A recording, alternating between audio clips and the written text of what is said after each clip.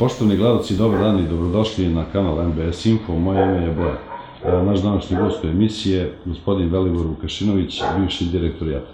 Gospodine Vukašinoviću, hvala što ste gost u našoj. Hvala što ste me pozvali. Gospodine Vukašinoviću, vi dosta pričate o takozvanim prskanjima iz vazduha, zaprašivanjima. Recite mi vaše najnovije saznanje u vezi toga. Pa za razliku od neke početne priče kada je to bilo u nekom domenu teorije zavere, tako su bar tretirali čitavu stvar, sada postoje sve jasnije da je to zavera. Jedna u principu zavera koja ja smatram zaverom protiv čovečanstva. Imamo najaktuelnije, najnovije priznanje NASA. Izjašnjavanje NASA o tome da se radi zaprašivanje hemijskim tragovima. Znači, razdvajamo tu varijantu contrailse i chemtrailse, znači kondensacione tragove koji se vuku, i o tome smo pričali, već i traju vrlo kratko, praktično 5 do 10 sekundi, nestaju, i hemijske tragove koji se razlažu u oblake, koje od potpuno vedrog neba naprave jednu plavičasto modru površinu, gde se sunce vidi kao kroz koronu. U stvari ima koronu, što jasno pokazuje o čemu se radi. Znači, NASA se izjasnila da se hemijski tragovi rade. Drugo, švedska vlada je priznala, pod pritiskom svoje partije zelenih, da vrlo dugo sarađuje sa američkim obaveštajnim službama i onima koji proizvode čitavu tu priču, koji su tvorci te priče o kondenzacionim tragovima. Dakle, Švedska se izjasnila.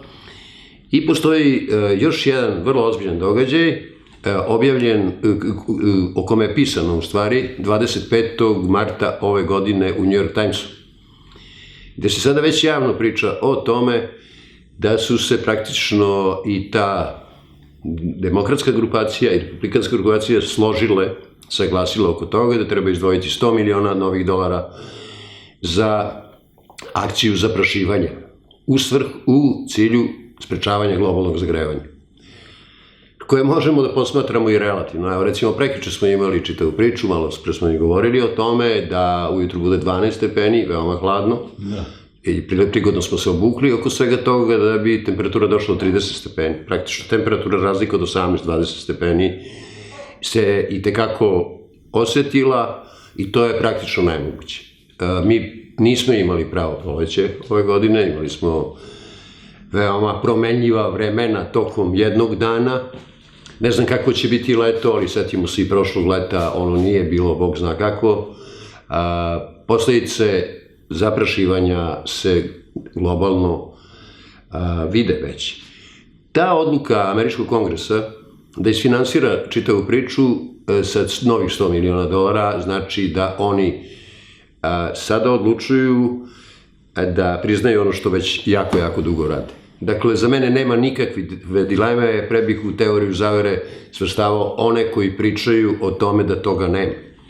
Povremeno se pojavljuju botovi, možda i plaćeni ljudi, da tvrde takve stvari, čak i među mojim kolegama, naravno, koji ne proučivši čitavu stvar ulaze u nešto čega će se u budućnosti stidati. Da. A kakav je cilj u stvari? Da li je to stvarno sprečavanje tog globalnog zagrevanja? U dva pravca ide čitava stvar. Sprečavanje globalnog zagrevanja je po meni izmišljena stvar. Znači, postoje zagađenja, postoje zagađivači čiji intenzitet treba smanjiti. To su termoelektrane, to su elektrane na ugalj, na čvrsta fosilna goriva i tako dalje.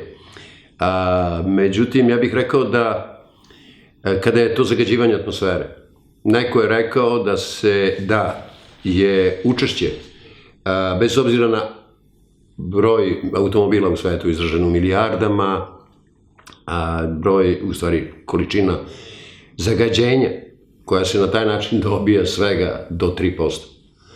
Jednostavno. I to se u intenzitetu menja u zavisnosti od doba godine, od drugih atmosferskih prilika i tako dalje. Po mom mišljenju, najveći zagađivač planete su hemijski tragovi. I to se već vrlo intenzivno radi 30 godina. Hemijski tragovi su veoma obzirom na svoj sastav, na aluminijum, barijum i tako dalje, koji su dobri provodnici. Pričali smo o tome, pravljenje refleksne te površine spregnuti sa sistemom HARP. Ti sa tim Maurorovim faznim sistemom slanja velike energije na velike daljine i tako dalje. To je nešto što objektivno može praviti globalno zagrevanje. Ili globalno zagrevanje ili lokalno zagrevanje na određenim mestima koja su tome izložena. Taj sistem HARP, mada je bilo reči o tome i tu je bilo i na naših nekih okruglih stolova, da je taj sistem koji je proradio 90. godina bio oročen na 20 godina. Moj stav, i ne samo moj stav, nego podaci koje dobijam je da je on intenziviran i da sasvim sigurno do 2050. godine može samo da bude intenziviran, a ne smanjen. Naime, čitava severna hemisfera je sasvim sigurno pokrivena. Postoje 3 HARP-a u stvari. Jedan se nalazi u Gakoni, to je početna varijanta, a drugo mesto je Norveška i treće mesto Grenland. U tom trouglu se otprilike i pravi ta ogromna snaga gde HARP može to su pre svega oružje. To je oružje koje treba da ometa interkontinentalne balističke projektile, rakete i tako dalje, da pravi temperaturu, da menja klimu, jako utiče i može da menja klimu, da skreće uragane s mesta na mesto, da ih i proizvodi i tako dalje. Radi se o ogromnoj snazi koju sistem HARP isijeva. Znači, praktično čitava severna hemisfera je pod kontrolom HARP-a i južna hemisfera će biti, dovršavaju se poslovi oko svega toga, ima negde u Peru gde se to radi, opet se uvezuje u jedan sistem. To je kontrola, uspostavljanje veze sa podmornicama, to je pravljenje tih sočiva koja prave visoku temperaturu i enormno zagrevaju i tako dalje, ali to je veštačka stvar. Znači, ako je to globalno zagrevanje, onda je to zločin protiv čovečnosti, po meni. Da. Ako kažete da se gradi taj sistem na više mesta na svetu, to je u stvari paralela neka sa Teslinim tornjem u Wardenclyffu, koji je on hteo na 12 mesta na celom svetu da postavi. Tako je. Ja mislim da glede toga i sledeći taj put je ta čitava stvar odrađena. Patent te Tesline antene, koje prva istraživanja u stvari u Colorado Springsu krenuo sa tom faznom antenom i patentirao 1905. godine, a krenuo da radi u stvari u Wardenclyffu. Njegova ideja je da sa tih više pozicija u stvari daje svetu besplatnu energiju. Kada ga je JP Morgan, koji je finansirao projekat, pitao šta on to radi, pa kaže, ja bih želeo da svima dam besplatnu energiju i osvetljenje. On mu je rekao da nije zainteresovan za to, obzirom da... Bežičnu energiju, tako? Bežično prenošenje energije. Znači, sama struktura tog tornja u Wardenclyffu je vrlo interesantna. Tu se nad površinom zemlje nalazila taj sklop, koji je na vrhu imao jedan deo za isijavanje te energije, to je sve bilo visoko 60 metara, ali malo je poznato da je i 40 metara pod zemljom se nalazio sistem krugova spojenih kanala, gde je jedan mali agregat 100 konjskih snaga proizvodio milione vati na izlazne snage na vrhu. Znači, koristeći i rezonancu zemlje. Eto, to je otprilike, to je trebao da bude sistem. Znam da jedan trebao da bude u Amsterdamu, jedan je već bio, da je tako postojeći u Americi, na više mesta u Evropi i tako dalje. To je trebao da bude sistem koji bi omogućio i napajanje aviona po Teslinoj letelica, ne može se u klasičnom smislu reći, ali u istu svrhu. Prevoženja putnika, tereta, roba i tako dalje, napajanjem istih sistema. Dakle, ovo je samo razrađena varijanta, još uvek se odrađuje, ponavljam. Znači, taj sistem HARP funkcioniše pomoću 3 pointa, 3 tačke, znači jedna se nalazi na severu Norveške, druga tačka se nalazi na Grenlandu i treća je u Gakoni na Aljasci. Da. Jedina stvar koju Tesla nije imao tada, to su hemijski tragovi. Mislim, ako je povezanost između hemijskih tragova i harpa tolika, to znači da... Tesla je, u stvari, negde prestao sa svojim daljim ispitivanjima i saopštavanjem onoga što je shvatio u kom pravcu ide svet. On je pre svega bio human čovek. I sama ideja i želja da se to u vidu besplatne energije da čovečanstvu, gde tadašnji moćnici, tajkuni, investični fondovi, JP Morgan, Rockefeller, Rothschild i tako dalje, to nisu apsolutno želeli, ali to nije bilo ni približno nekoj varijanti da on hteo bilo šta da zloupotrebi. Naprotiv, on je zaustavio sa saopštavanjem svojih daljih projekata, jer je rekao da za ono što je on shvatio, čovečanstvo neće biti još 1000 godina zrelo. Da i čovečanstvo shvati. Da čovečanstvo neće biti zrelo upravo zbog toga što je znao šta je gramzivost velikog profita, šta je želja za prekomernom zaradom i šta je ta njihova neumerenost.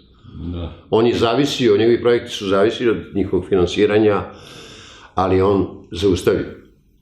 I na kraju bio i u finansijskim poteškoćama i tako dalje, ali bio svestan šta to može da se, šta to čovečanstvo može da uradi. Da negativno... On je jednostavno imao tehnologiju, raspolagao tehnologijom kojom je bilo moguće raspolutiti zemlju. Uništiti planetu Zemlju. Jednostavno. On je i radio eksperimenti s tim i negdje ih zaustavljao kada je bilo vreme za to. Pa neki kažu da sistem HARP može da izazove takođe i zemljotrese. Izaziva. Da. On izaziva zemljotrese. Ono što je jedna od najznačajnijih karakteristika HARP-a je da pomoću tog neba zasutog metalima može, koja što je refleksna površina, može da usmeri snagu, električnu snagu i odradi tomografiju. Šta je tomografija? Tomografija je snimanje rupa u zemlji, odnosno podzemnih skloništa, može u vojne svrhe, dakle naoružanja, vojne opreme, skrivenih trupa, silosa sa interkontinentalnim balističkim raketama i tako dalje. Može da izaziva zemljotrese. Ja mislim da, zahvaljujući HARP-u, te velike multilateralne kompanije i bogatuni raspolažu pregledom, mapom svih ruda na svetu. Njima nije potrebno da dođu i da pronađu da se u dolini Jadra nalazi jadarit, jer mi je jedan naš vrlo značajni geolog rekao da smo mi jako mnogo para potrošili da upravo pronađemo, jer smo ostatke litijuma nalazili u reci Jadar, u Drini i tako dalje. Onda je to traganje dovelo do jako velikih troškova, koje se mere milijardama. Mi to nismo uspeli, došao je Rio Tinto, napravio 2 sonde, zatvorio ih i rekao to je tu. Zato što su znali jednostavno. Ta tomografija služi da u stvari preko ionosfere, tog zasutog dela ionosfere, sa nevidljivog horizonta, znači iza zakrivljenosti zemljine polulopte, utvrdite bilo koju rudu, bilo koju površinu u zemlji i tako dalje, vreme će pokazati. Recimo da ova Petrinja u Hrvatskoj i tako dalje, zašto je to urađeno? Priča se o određenim nalazištima gasa, to je dominantno srpsko područje, mislim tu živi srpski živalj i dalje, vremenom će se oni vratiti tu, ali je ta serija zemljotresa veoma problematična i sumnju bila. Zemljotresi se naravno izazivaju se zemljotresi, uragani, poplave, veoma problematična poplava na koju se ja vraćam je poplava koja se desila u Obrenovcu.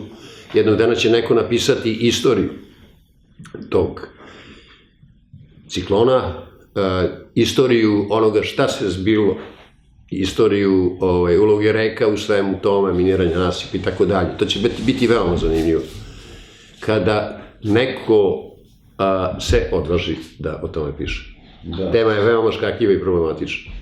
A da li je vama sumnjiva činjenica da sada u vreme ove zaraze je bio ovaj zemljotres u Petrinji i skoro u isto vreme prošle godine, znači, je bio takođe još jedan zemljotres u Zagrebu, tako? Da, u Zagrebu. Da. U Zagrebu govorili su upravo o nekim podzemnim odajama, o nečemu što je trebalo da nestane. Ima raznih priča šta se u njima nalazilo i tako dalje, veoma neobično. Mislim da se pogodi podzemlje Zagrebačke katedrale, da onaj krst padne sa jednog od onih tornjeva i tako dalje.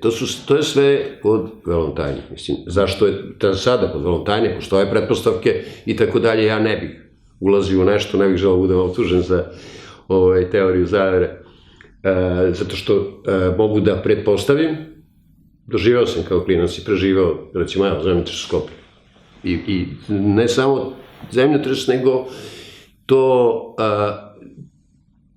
te potrese, koji nisu bili u stvari izazvani dejstvom harpa, nego se desila sledeća stvar. Te godine kada se desio taj strašni razorni zemljotres 26. jula 1963. godine u Skoplju, s proleća su bile jako velike poplave. Skoplje je praktično bilo poplavljeno kompletno. Kad se voda povukla, ona je zemlja upija vodu, tako, ona je ušla u te šupljine, to je neka teorija koju sam čuo i od geologa, ušla u šupljine i izazvala pomeranje seizmičkih ploča. To je nešto što se dešava kao prirodna stvar, ali se zemljotresi harpom mogu izazivati, tu nema diskusije uopšte. Zato što je izlazna snaga ogromna. I, naravno, mogu se koristiti u humane i nehumane svrhe. Da. Pomenuli ste malo pre da se sunčeva svetlost prelama kroz taj neki sloj gore na nebu i pravi taj krug, znači koronu. Pravi koronu. Pa ne, vi imate od početka imate sasvim vedro nebo. Azurno vedro nebo, lepo plavo i tako dalje, onda kreće to sa preletanjem tih aviona i vremenom se to sve razvlači u jednu koprenu, onako gde dobijate jednu modrikastu boju, naravno sunce vidite kao koronu, tako kroz koronu vidite taj drugi krug, treći i tako dalje, ko malo bolje pogleda. Nekim optičkim sredstvom vidi da to nije normalno. Tokom dana, znači to se prvo dešava, tokom dana to pada na manju visinu i preko noći završi na površinama, što znači da treba ispitati sastav svega toga. To znači da je preko noći u stvari najveća zagađenost. Da. Jedan moj prijatelj je nedavno rekao da će uzeti uzorak, da je uzeo uzorak sa svog automobila i da će analizirati, meni i vama poznat čovek, da će analizirati sastav svega toga, ali smo uoči emisije konstatovali da smo i vi i ja imali istog dana i gomila Beograđana zapravljene automobile. To je kao neka prašina bila zalepljena. To je vrlo čvrsto zalepljeno, ne možete ovako jednostavno skinete. Ja sam odvezao auto na Dugopranje, nakon svega toga, vidio sam automobile levo i desno od mene da se to isto desilo. To je, po meni, bi moglo biti neka afrička oluja, ali ih nije bilo nešto u zadnje vreme da bi nam to oblacima došlo, ali sam negde bio prilično svestan ko je pravi oblake. Pa mediji kažu da je to u stvari taj pesak iz Sahara, ali... Uvek je to izgovor. Ako je pesak, ne bi se toliko lepio. Ne bi se toliko lepio. Da, on se zalepio za haube automobila i tako dalje, žalili su se svi. Znači, imali smo mi i ranije te peščane oluje koje dođu, iz Afrike. Ali sada su nešto učestale baš. Pa baš su učestale, da, baš su učestale i tako. Mislim, gledajte, mnogi se bave, evo u rukama imam nacionalnu geografiju, borba za čist vazduh, vidite dimnjake, vidite automobile, vidite sve ono što zaista objektivno predstavlja zagađivača, ali nema govora o hemijskim tragovima. Znači, negde to polako prodire. Evo, ako imamo priznanje nas, šta ćete više? Ako imate odluku švedske vlade i ako imate jednu pobunu zelenih, znači, ako imate varijantu da je u Švedskoj se odustalo, odnosno da je zabranjeno ono što je bio projekat Billa Gatesa, zasipanje neba onim krečom kako bi se smanjilo, izvršio eksperiment smanjenja globalnog zagrevanja. Švedska je odustala od svega toga. Tako da dolazi do buđenja mnogih zemalja. Jednostavno se tu ne treba, to nije teorija zavere, to je definitivno zavera. Ja bih podsjetio, još jednom u nekim emisijama sam govorio o članu 25 našeg ustava, znači vrhunskom pravnom aktu ove zemlje, nepovredivost fizičke i psihičkog integriteta. Fizički i psihički integritet je nepovrediv, kaže, niko ne može biti izložen mučenju, nečovečnom i ponižavajućem postupanju ili kažnjavanju, niti podvrgnut medicinskim i naučnim ogledima, bez svog dobrovoljno datog pristanka. Šta je ovo što se dešava nad nama? Ko je dao pristanak? Sem Vuka Draškovića 2005. godine. Znači, ko je dao pristanak? Ja nisam dao pristanak da mi ovo radi. Ja, moji potomci su izloženi tome, deca koju vidimo na ulici, sve to negde, ja ću citirati... Ali javnost kaže da se to ne dešava, znači da su to kondenzacioni tragovi... Pogledajte javnost koja to čuje iz čarobne kutije i apsolutno veruje. To je problem javnosti. Negde kada se odsveste i shvate da sve te sistemske bolesti koje su u porastu i tako dalje imaju veze sa tim, jako mnogo veze sa tim, i da se upravo krši ovaj 25. član Ustava. Veoma, veoma ozbiljno. Ali reći ću vam jednu stvar koju je rekao profesor Valentin Katasonov, kaže, kosna kriza je dimna zavesa za pretvaranje sveta u elektronski koncentracioni logor. Sve te stvari su povezane, jako povezane.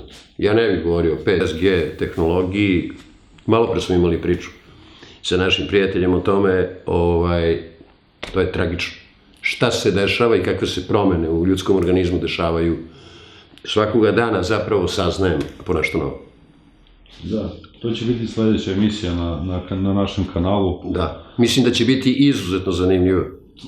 Kad ljudi shvate šta se s njihovim organizmom dešava, dejstvom takve tehnologije. Ko nas je i pitao, koliko je ispitano.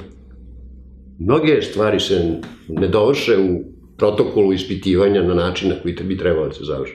Nekome se žuri jako. Ja ne znam gde. Meni u tom smislu ne. Ali... Koji je razlog žurbe? Pa gledajte, aktivna priča i ozbiljna priča je u stvari Malthusova teorija o beskorisnim izlicama. Depopulacija, eugenika. Intenzivno se radi na tome. Bill Gates je u 3. ili 4. generaciji eugeničar. Znači, on smatra danas je previše na ovoj planeti. I zaista, ako se vratimo onoj priči o Trendi institutu, Cezara Celentea, kog intenzivno pratim, koji je predvidao onu krizu iz 2008. godine, ekonomsku, rekao je da će 2020. godine nastupiti još veća kriza u vidu velikog balona koji će pući. Ali ono što je nedavno rekao da se po predviđanju nekih 100 najznačajnijih naučnika koje je okupio iz sveta koji sarađuju sa Trend institutom naime kakva će promjena da se desi u tih 20 godina, od 20. do 30. godine, od 4700 krucijalnih zanimanja će nestati 2700. Na planeti će biti u tom momentu preko 8 milijardi ljudi. Znači, posla će biti za par milijardi, ako ne i za milijardu.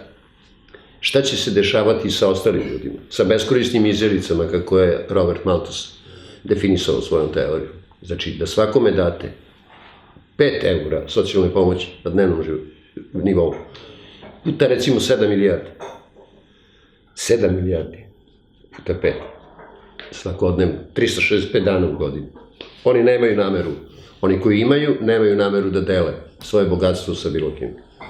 Veštačka inteligencija će preuzeti... Zašto ako oni smatraju da je previše ljudi na planeti, zašto ne ne krenu svojim primjerom da daju, da krenu depopulaciju svojim primjerom, da izvrše neki harakiri, tako nešto. Pa Bill Gates je nedavno izjavio da takvi kao što je on, sa takvim parama u rukama ne treba da umiru, jer kad će potrošiti to što imaju. A iz kog razloga onda ima pravo da kaže da ovi drugi treba da... On je debil, on nije normalan čovjek. On nije normalan čovjek. Mislim, ljudi pola treba pođe od toga da on nije normalan, napravi takvo zamešateljstvo na planeti. Taj čovjek treba bude ili hospitalizovan ili uhapšen. Ili sklonjen sa lica zemlje. Svima naradio u glavi. Definitivno, imeno. Naravno, postoje grupe, postoje instituti, čovjek bi se iznadio koliko je ta mreža rasprostranjena. Znači, negde postoji neka velika reka u koju se ulivaju manje rečice, kao što je Taoistok institut, kao što su to ti raznorazni institucije na Princetonu, Kolumbiji i tako dalje, raznorazni instituti društvenih nauka i razni instituti za farmakologiju i tako dalje, ali sve to je jedna velika reka koju bih nazvao nekako, ali neću. Povezano je sa jednom verskom institucijom koja je najmoćnija na svetu.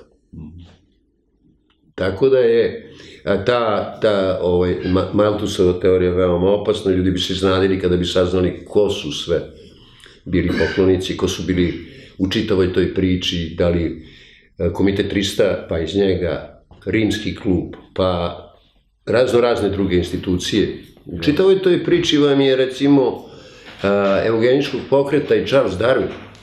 Charles Darwin, ja sam pričao o tome da imam kod kuće knjigu Poreklo vrsta, ali Charles Darwin je čovek koji je radio priču o tome kako da se zaštiti izabrana ljudska vrsta, što znači anglosaksonci.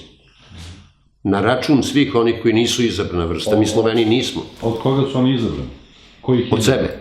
A sami sebe? Od sebe, da. Ali recimo Bertrand Russell, koji je bio predsjednik Međunarodnog suda pravde, naš, ja mislim da je spomenik i ulicu u Beogradu, i tako dalje, Vladimir Dedir je bio član tog Međunarodnog suda pravde, čovjek bio eugeničar. Čovjek je podržavao Malthusovu teoriju o beskorisnim izradicama i tako dalje. I tu treba pročešljati. Raznorazni ljudi koji su angažovani u humanističkim naukama, za koje čovjek nikada ne bi rekao, da ih ne pominjem dalje. Znači, šta je potrebno? Nama je potrebno obrazovanje. Nama je potrebno više rada na sebi, više čitanja, više saznavanja, da bismo došli do nekog rezultata. Jednostavno je najlakše reći da ovo što priča Velja je teorija zavere. On je to uobrazio, ja nisam uobrazio. Nisam uobrazio, sam teško disao čitave pretprošle godine, je li tako? Od čega? Od aerozagađenja koje proizvodi jalovina iz Kostolca. Jalovinu su Cigani trošili i koristili kada ih je bilo više dok nisu otišli u Nemačku i Austriju, tako dalje. Mislim, definitivno se time ne može objasniti. To je bilo koncentrisano, onako. Recimo, sećam se jedne šetnje kod centra Milan Gale Muškatirović, kada zaista ni šal nije pomagao, ništa. Kada se jako teško disalo, a vidiš da u nekim kolicima teraju malu decu, bebe i tako dalje. Šta je to za alveole, šta je to za disajni sistem, šta je to, kako to prodire kroz kožu, šta radi ljudskom organizmu. To će bolje objasniti doktor. Ja lično mislim da bi bilo neophodno da se prestane s to oglušivanje. Znači, ako NASA priznaje, ako Šveđani priznaju, kao jedna civilizovana zemlja koja, pitaj Boga kada nije ratovala, i tako dalje, nešto bi morali da ne izbegavamo tu temu, nego da se naše zakonodavstvo, ako rade ovo, što je protiv člana 25, protiv Ustava, oni rade sve što je protivzakonito na nebu ove zemlje. To ne može jedan pojedinac da im uradi. U tom sporazumu kog je Vuk Drašković potpisao 2005. godine, Tu je postojala neka preliminarna priča u Skupštini Savezne Republike Jugoslavije tada, kada se to desilo, da se razmatra o toj temi, da uradimo sve što oni očekuju od nas kao da smo poražena zemlja, a ja ne bih baš to tako rekao. On je potpisao sporazum sa NATO-om, on je potpisao sporazum sa NATO-om, sad ću vam reći da ne pogrešim samo. 2005. potpisao sporazum sa NATO-om, ali ajde da sada ne tražim, 2005. godine i taj sporazum kog je on potpisao je trebao da bude ratifikovan u parlamentu. Maraš, koji je bio zamenik ministra odbrane u tom, ministar spoljnih poslova, izvinjam se, je protestovao zbog toga, jer smo bili Savezna Republika Jugoslavije, Srbija i Crna Gora, tako. On je potpisao sporazum koji je stupio na snagu trenutkom potpisivanja. Znači, uopšte nije bilo diskusije u parlamentu, da bi se shvatilo ko je Vuk Drašković. Jednostavno, gura i dalje. Takvu politiku, naravno, predovanje na ono kad ide na burek i jogurt u Ameriku i tako dalje, i presrećenje zbog toga. Ali je tim svojim postupkom sebe isključio iz spiska građana moje zemlje, jednostavno. On za mene, šta sa njim treba se desiti? Ne samo sa njim, nego sa svima onima koji su donosili takve odluke. I zapravo radili o glavi ovom narodu. Da, ali se takve stvari dešavaju na svetskom nivou, znači nije to jedini slučaj. Postoji pobuna i na svetskom nivou u pojedinim zemljama. Naravno, ne prođu dobro oni koji se pobune, ali velike zemlje kao što su, to ne rade nad Kinom, to ne rade nad Rusijom. Rusija je izašla iz Open Sky-a, napustila Open Sky, znači ne možeš da me prelećeš, ne možeš da radiš šta hoćeš. Mi smo potpisali ishitrenu multilateralni sporazum o vazdušnom saobraćaju, koji znači zapravo to, da može ko hoće da te... On je trebao s pažnjom da bude ratifikovan u Skupštini. Rezultat ovoga je iz dana u dan, iz noći u noć, protivzakonite radnje na nebu u Srbiji. Definitivno, država može da kaže, uhvatio sam te, nema preleta. Dakle, ko nas prska? Postoji opcija, svako je može uključiti radar 24 časa. Ja sam utvrdio. Jedna kargo kompanija iz Žede, iz Saudi Arabije, sad govorimo o kargo kompanijama, tako. Turkish Airlines, kargo kompanija Turkish Airlinesa, charter kompanija Turkish Airlinesa, Austrian Airlines, Wizz Air, Ryanair. I naravno, NATO avioni, tankeri koji imaju broj, koji to intenzivno rade, tankeri, i desilo mi se u zadnjih nekoliko dana da vidim trag, vidim avion, ali ga ne vidim na flight radaru. Ta stvar ne bi mogla se desiti bez neke koordinacije sa našom kontrolom letenja. Prema tome... Bez dozvola države, tako? Da, kako je moguće da ga nema, ako je flight radar potpuno otvorena stvar, kako nema njegove identifikacije, a on i tekakav trag iza sebe ostavi. Možda je to neki tip zastaralog aviona gde nema tih? Ne. Taj avion je nevidljiv, nevidljiv za radar, je tako, ili želi da, ja mislim da se najveća opasnost krije upravo u takvim avionima, koje ne vidite na ovom flight radaru 24 časa. Zašto? A vidite i pojedine NATO tankere da to rade, tako dalje. Ali mislim, tu nema diskusije o tome, to nije teorija zavere, to je zavera. Da. A neki kažu da su navodno vidjeli nekakve dronove. Ima i dronova. Mislim, sasvim logično da se i dronovi. Imali ste avion koji je podigao priličnu frku, koji je avion francuske neke aviokompanije, Boeing 737, to je bilo pre jedno 4 meseca, recimo, koji je, ja imam zabeležene te snimke, a pretpostavljam da i vi imate, koji je poletao iz Turčina. Napravio jedno 4 kruga, ozbiljno, iznad Srbije, iznad svih manje više palanaka i većih gradova. I menjao razne visine. I menjao visine i ostavljao tragove za sobom. Da vam sada 100. Menjao visine i malo smicao put, tako da je cela Srbija bila premrežena. On je poletao odavde. sa Surčinskog aerodroma. Nema tu dileme uopšte. Ja sam u početku sumnjao da se to može dešavati iz naše teritorije, međutim, očigledno postoji priča u kojoj neko učestvuje. Ali pođimo od toga da to nije bio avion koji ne... Šta je radio? Šta je ovo radio? Pošto ste vi pilot, šta bi mogo da radite? Da, vidim šta bi mogo raditi. Znači, postoje avioni koji bacaju mamce protiv besnila i svinjske kuge. Znam to jer sam lično bio u prilici da se time bavim, to je program Evropske unije, to su manji avioni, znači pilot i operator koji u određenom tempu izbacuje te mamce i to je program koji je više godina trajao. Međutim, ovaj avion nije avion koji radi aerofoto-snimanje terena, zašto 5 puta, nije to taj avion, postoje avioni koji rade aerofoto-snimanje, postoje specijalni avioni za kalibražu avionskih uređaja, ali nisu tih dimenzija. Boeing 737 je veliki avion, ovde mislim da je pretvoren u tanker i da je to, i viđenje, znači jedan aktivista pokreta Slobodna Srbija ga je snimio nad Kraljevom, gde je intenzivno kružio, ti snimci su spareni i posjedujemo ih, imamo ih, znači i ostavljao taj trag za sobom. Nema dileme uopšte. Na kojoj visini ga je snimio tamo iznad Kraljeva? Da li može da se proceni po snimku? Pa, teško mi je reći. Zaista nemam taj podatak, ja nisam vidio, ja mogu da vidim na kojoj prosječnoj visini je na flight radar, zato što imam snimak. Zadržan je snimak.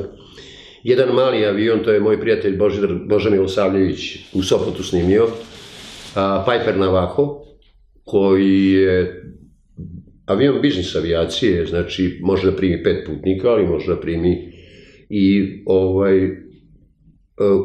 uređaje kojima to može da radi. On ima jedno vrlo čudno kruženje iznad Sopota. To mi je upravo doktor urbanizma, Božidar Milosavljević, koji živi tamo, kaže, nismo čitave noći mogli da živimo od njega. Kad sam ja jednog čoveka iz vlasti pitao čiji je, saznao sam čiji je, kome pripada, pitao sam šta je radio, šta on radi uopšte. Pa kaže, snimam trasu metroa. Koliko znam, od Sopota neće ići metro, sasvim sigurno. Ali je čitav u tu regiju preletao nebrojeno mnogo puta, onda i teritoriju Obrenovca, taj isti avion, praveći te krugove i tako dalje, područje Meljaka, pa Barajeva, pa... To nije, znači, bacanje vakcina iz vazduha ide pravolinijski ovako. Toliko i toliko kilometara u jednom kursu, okrene se, vraća se nazad i onda se tako preslači i ostaje jasna slika na kompjuteru kako je to sa vakcinama određivo. Vakcine u kom smislu? Vakcine protiv svinjske kuge i... Da. I besnina. Kako se to, na koji način se to vrši? To se vrši tako što postoji poseban uređaj za izbacivanje sa cajgerom. Znači, na određeni broj sekundi vremenski se to izbacuje, to dolazi u zamrznutom stanju u avion, ne otopi se i izbaci se iz aviona u tom stanju, vremenom se otopi i životinje koje imaju besnilo ili svinjsku kugu, mada je to jedna takođe ozbiljna stvar koja je zaslužila da se stanovništvu objasni. Šta je tačno sastav? To je program Evropske unije, jednostavno bio. Od kada se to radi? To se radi u nas za 10 godina. 10, tako, godina 11. I onda je to rađeno i u Bosni, i u Hrvatskoj, i imali smo udese, imali smo i pogibije u toj akciji, u tim akcijama kada se negde tamo zbog lošeg vremena u Krajini, pa onda u prilazu aerodromu Tuzla je poginuo jedan pilot, jedan teško povređen, pa je bilo još tih težih povreda. To radi naša avijacija? Pa naša avijacija radi. Jedna od tih naših kompanija jednostavno je sklopila ugovor sa kompanijom koja je izvođač tog posla. A program je Evropske unije, mislim, tu nema dileme uopšte. Da. A koliko je veliki taj avion u kojemu su? On je četvorused, mislim, to je Cessna 172 ili Piper Warrior, to su četvorusedi otprilike, ali su u momentu kada se to dešava pilot i operator koji je zadužen za izbacivanje svega toga iz aviona. A ovo je zadužen za mirno letenje, tako, po kursu i da bi se presvuklo teritoriju. A to se znači radi iznad šume neke? Iznad šuma, da, iznad šuma, iznad nenaseljenih mesta, iznad, i to planski se preslači. Pa šta bi se desilo ako bi čovjek naišao tu i jednostavno... To bi medicina morala da objasni, jednostavno. Medicina, ja mislim da tu postoji adekvatno odobrenje vazduhoplovnih vlasti za to izbacivanje. Ali sasvim sam siguran, ja sam bio u vazduhoplovnim vlastima, bio sam glavni vazduhoplovni inspektor, direktor za bezbednost, znam veoma dobro šta su nezakonite radnje iz vazduha. Ovo, izbacivanje hemijskih tragova je nezakonita radnja. To se ne može promeniti po međunarodnim konvencijama. Sve što je neko tamo potpisao nešto, po međunarodnim konvencijama izbacivanje bilo čega iz aviona zabranjeno. U preletanju tuđe teritorije. A da li to može da bude neka povezanost, mislim, paralela sa ovim tom vakcinom iz aviona? Pa gledajte, sve može biti povezano. Sve, ako uključite logiku, sve može biti povezano. Sve. Znači, vi imate harp, imate bacanje svačega. Da se ne ponavljamo sad, i rekli smo da zbog toga što reaguju ponekada na ono što kažem. Dolazim na ideju zato što je jedan lekar jednom prilikom izjavio da je moguća vakcinacija aerosolnom. Apsolutno je moguće, pa to tvrde. To je već ne javna tajna, nije tajna uopšte. Da je vakcinacija aerosolima moguća varijanta, apsolutno. O tome će opet doktor. Mislim, zaista je moguće. Tu ima nekih malih problema oko brzine pada te mase koja se spušta polako, ali to zasejavanje iz vazduha jednostavno elementima koji mogu da naprave neplodnim zemljište za sve sem Monsanto semena. A ako imate u vidu da je Bill Gates vlasnik 500.000 deonica Monsanto, da je praktično najjači vlasnik u Americi. Fabrika otrova. Da. I seme. Da. On sem toga u Barencovom moru je kupio ostrvo.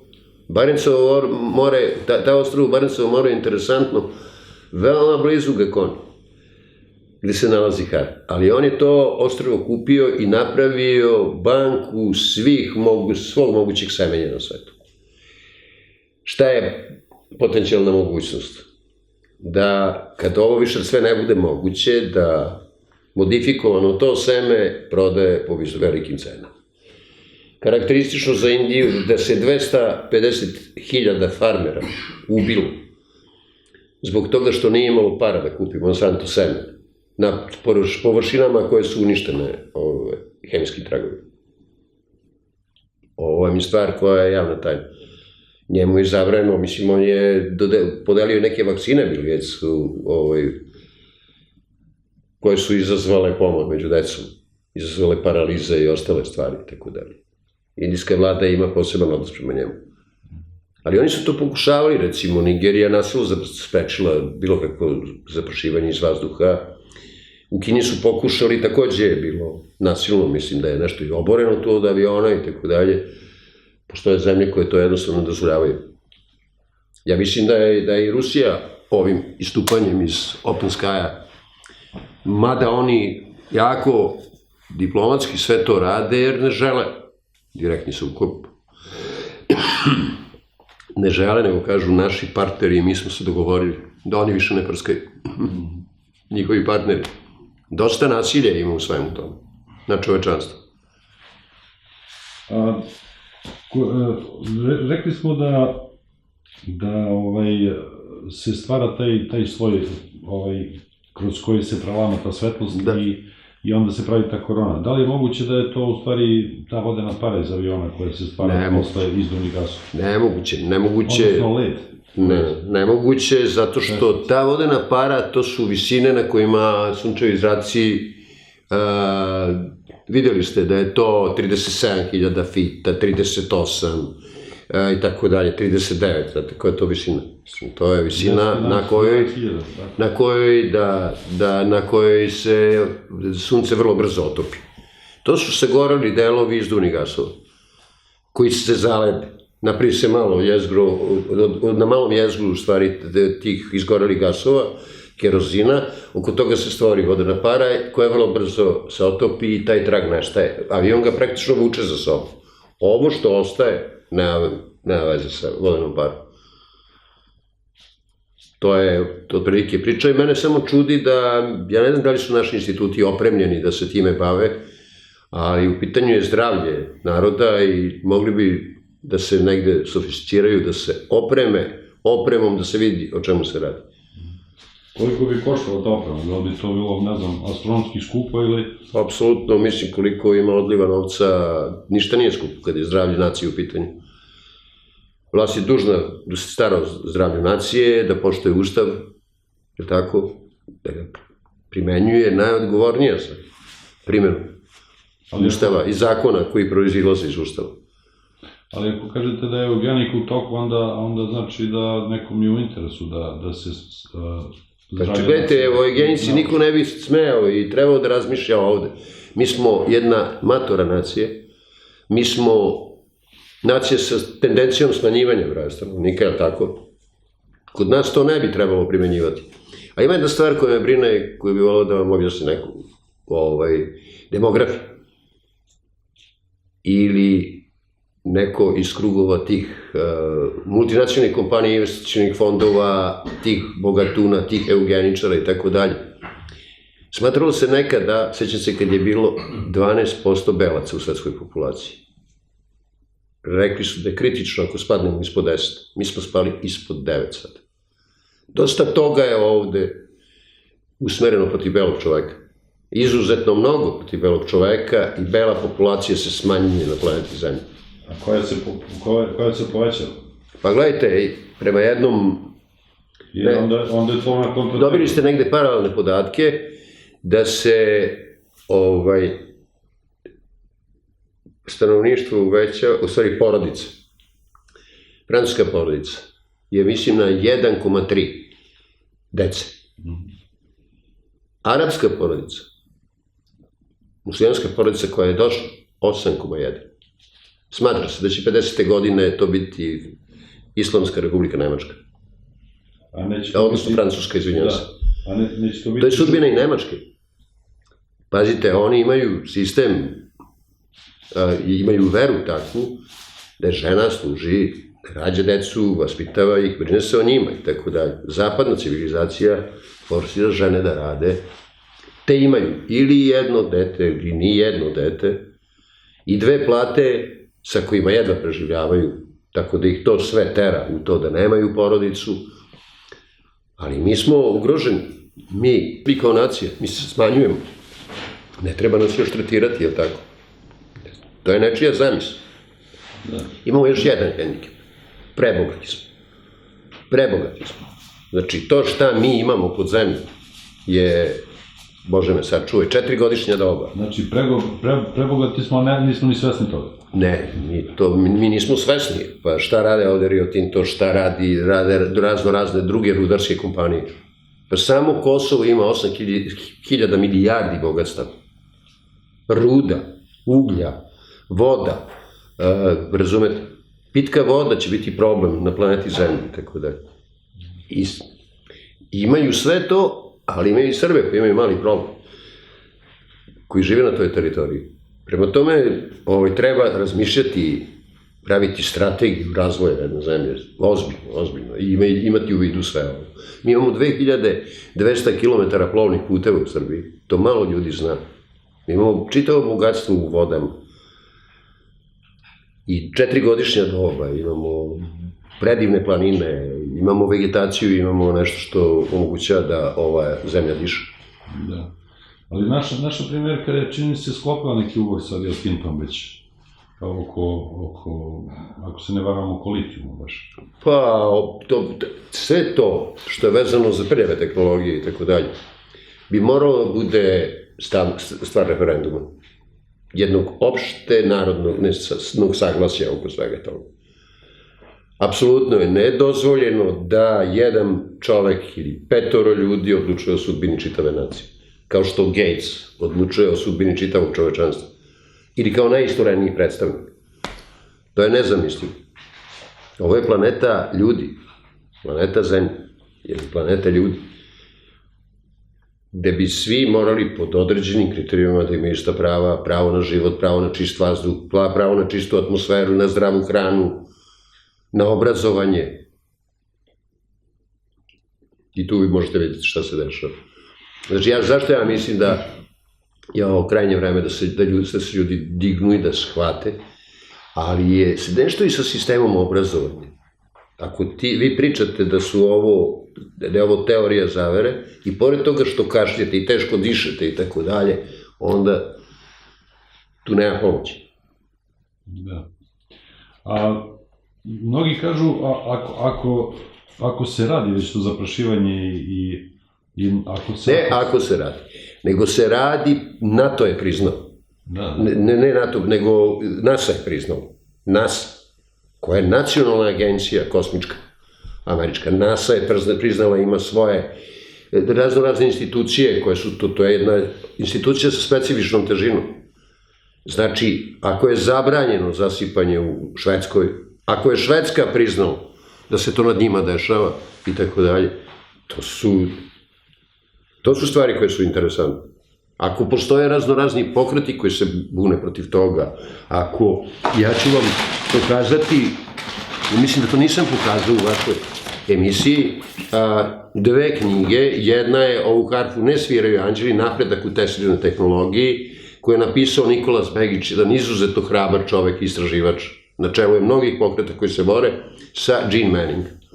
Sa ženom jednom gde je objasnio sistem harp, on živi u Anchorageu. Profesor je univerziteta. Tako je. Ovu knjigu je, znači, ovo nije zemlja besvesnih ljudi. Ovu knjigu je objavio Mašinski fakultet Univerziteta u Beogradu 2018. godine. 2019. godine je objavljena čuvena knjiga Elene Freeland, Hemijski tragovi harp i potpuna dominacija na planeti Zemlji. To je neposredno pred zarazu. Neposredno pred zarazu, koja je fenomenalna, može se nabaviti u skriptarnici Mašinskog fakulteta. Ja bih želeo još jednom da odam priznanje Mašinskog fakulteta Univerziteta u Beogradu, jer ovom temom bi tekako trebao se baviti. Medicinski fakultet, hemijski, ne čujem. Fizički fakultet, čak imamo priču o svemu tome da je Fizički fakultet se odmah uključio u tu radnu grupu koja je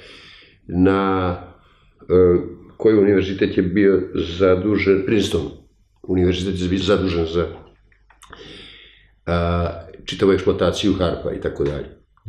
Znam ime žene koja je profesor na tom fakultetu koja je počela da učestvuje u čitavoj priči.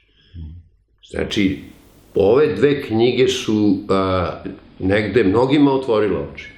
Mnogim, imamo mi aktiviste, imamo ljude koji rade na svemu tome, rekao bi Maru Knežević-Kern, koja poznaje sve ove aktere, koja piše kolumne u Pečatu o hemijskim tragovima i tako dalje. Nije to bez javnosti. Ovde je možda malo to podiglo prašinu, sam ja pilot i ja čitavu stvar razumem i znam šta je hemijski trag, a znam šta je kondenzacioni trag. I znam na kakve probleme sam kao čovek iz vazduhoplovnih vlasti nailazio u svojoj priči. 2006. godine, dakle, nemački avion Transal, koji je ukupno mogao da nosi 18 tona, ali od toga 8 tona je mogao da nosi tečnosti,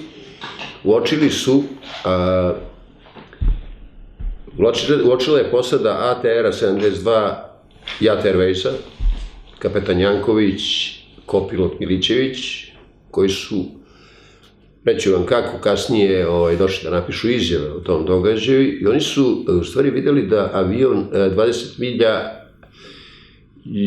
južno od Maljena izbacuje nešto. Oni su mislili da je to, jer im je se ajilo da je to neki deo aviona, odmah obaveštili kontrolu letenja. Kontrola letenja je to prenela i kontaktirala da se pregleda avion u Hamburgu kad sleti i tako dalje, ništa mu nije otpalo.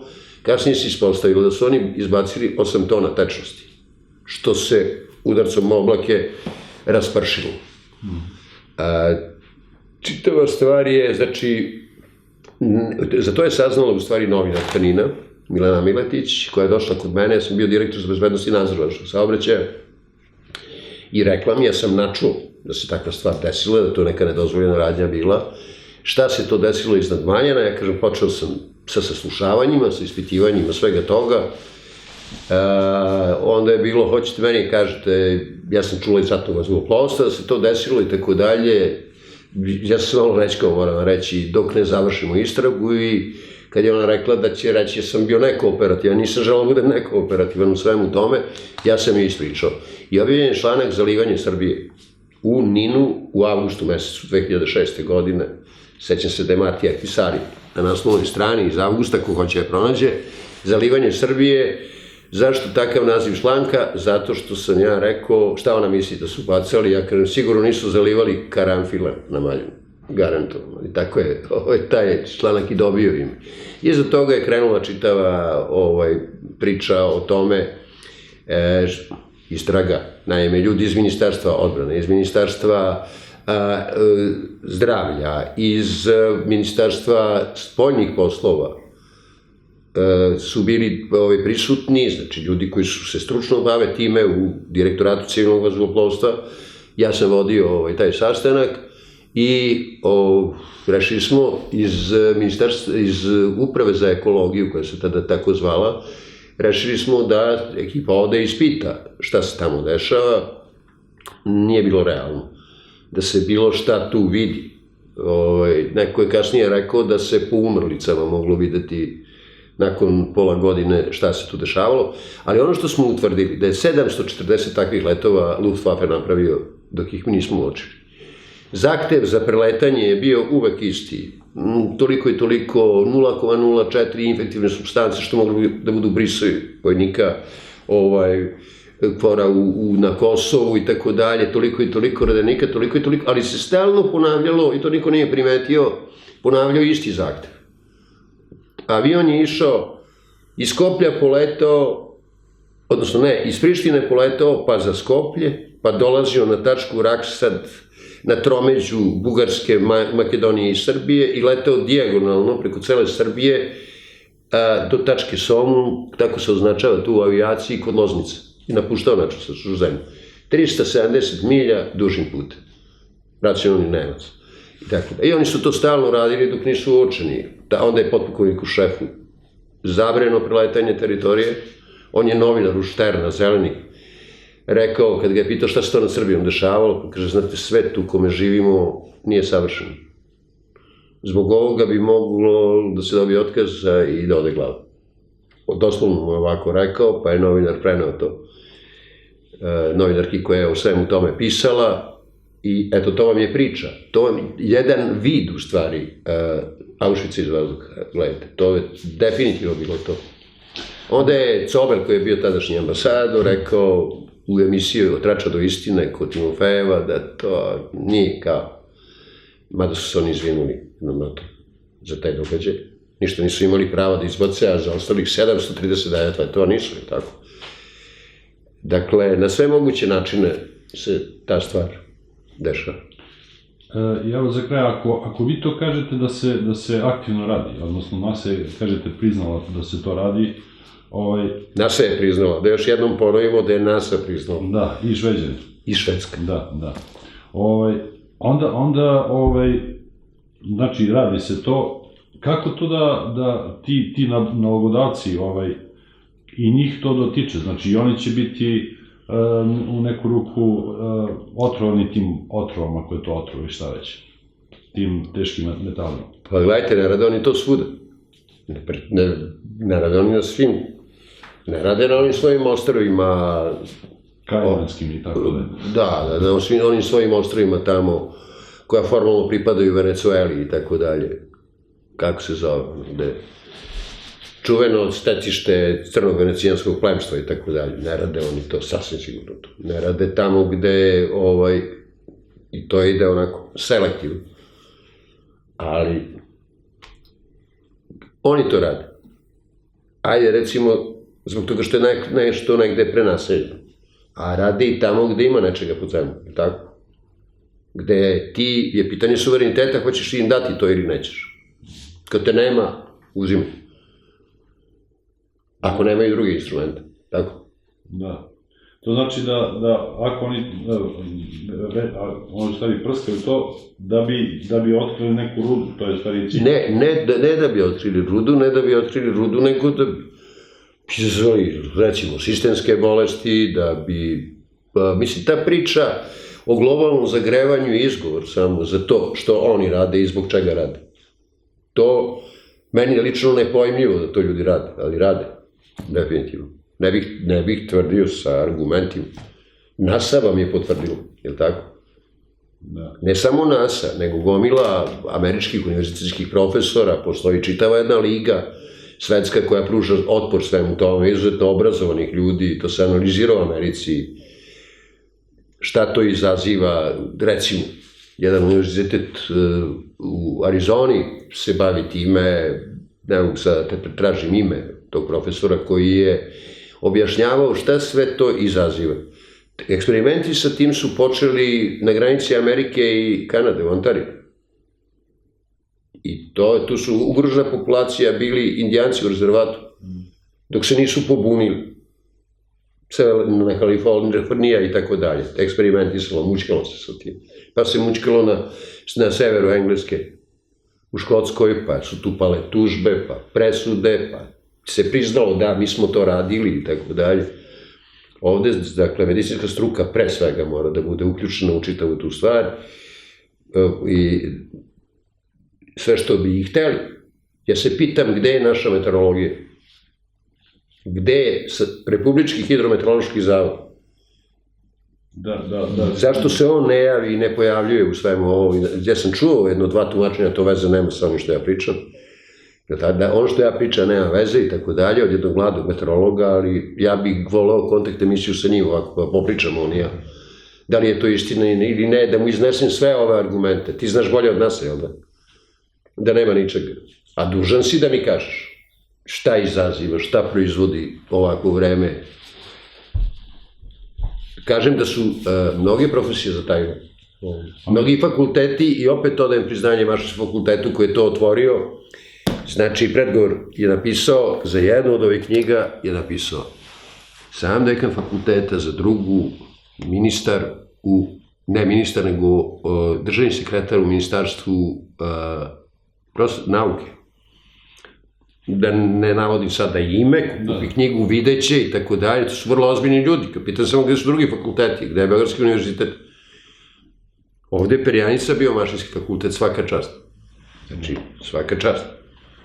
Znači, to su ozbiljni ljudi, tako mislim, koji su otvorili priču i rekli nećemo kao nos zabijati glavu u pesak. Još jednom svaka čast. Hvala gospodine Vukašinović što ste bili gost u našoj emisiji. Hvala što ste me pozvali. Gledanje. I drugi put. Poštovani gledalci, ostanite i dalje uz MBS Info kanal i pratite nas. Hvala i doviđenja.